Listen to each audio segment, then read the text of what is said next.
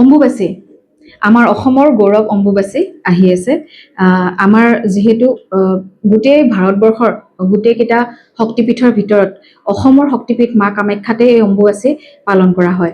আৰু অম্বুবাচীত আমি সকলোৱে জানো যে এইখিনি সময়ত মা কামাখ্যা ঋতুমতী হোৱা বুলি কোৱা হয়, ধৰিত্ৰী ঋতুমতী বুলি হোৱা বুলি কোৱা হয়।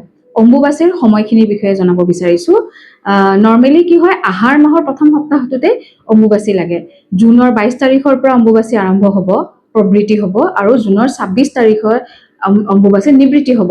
এতিয়া কামাখ্যাৰ যিহেতু অম্বুবাচী সদায় মা কামাখ্যাক লৈ বা মা কামাখ্যাক কেন্দ্ৰীভূত কৰি পেলাই হোৱা এক উৎসৱ, গতিকে মা কামাখ্যাৰ ফালৰ পৰা অম্বুবাচীৰ নিবৃত্তি সময়খিনি দিয়া হৈছে ৰাতি 9:08:42 ছেকেণ্ডৰ পৰা প্ৰবৃত্তি হ'ব, আৰু নিবৃত্তি হ'ব 26 তাৰিখে ৰাতিপুৱা, যেতিয়া মন্দিৰ নিত্য মানে তেওঁলোকৰ পূজা পাতল শেষ হ'ব। তাৰপিছতে দৰ্শনাৰ্থীৰ কাৰণে মাৰ মন্দিৰ খুলি দিয়া হ'ব।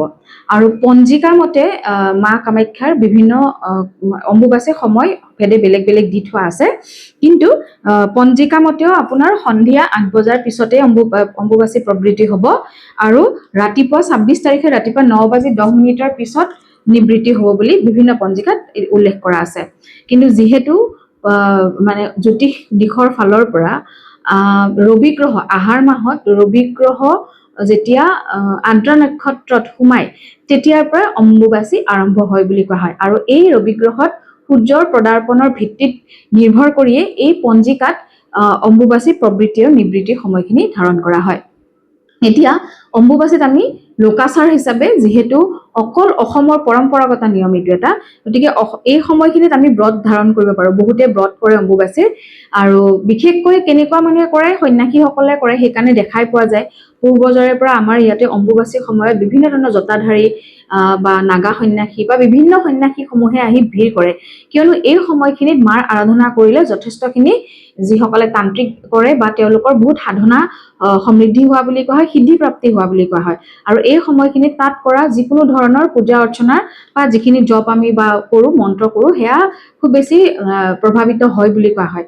সেয়েহে এই সময়ছোৱাত বিভিন্ন ধৰণৰ সন্ন্যাসীসকলে ব্ৰত ৰাখে, বিধৱা মহিলাসকলে ব্ৰত ৰাখে, আৰু যিসকলে ব্ৰতত থাকে তেওঁলোকেও কৰে, ব্ৰতী বুলি কোৱা হয়। জটাধাৰী যিসকলৰ জটা থাকে তেওঁলোকে ব্ৰত কৰে, আৰু নৰ্মেলি যিসকলে বিচাৰে অম্বুবাচী ব্ৰত কৰিবৰ কাৰণে মাৰ নামত, তেওঁলোকে ব্ৰত কৰিব পাৰে। আৰু বিশেষকৈ একচাম মানুহে কৰিবই লাগে বুলি কোৱা হয় লোকাচাৰ মতে। পুনৰাই কৈছো লোকাচাৰ বুলি।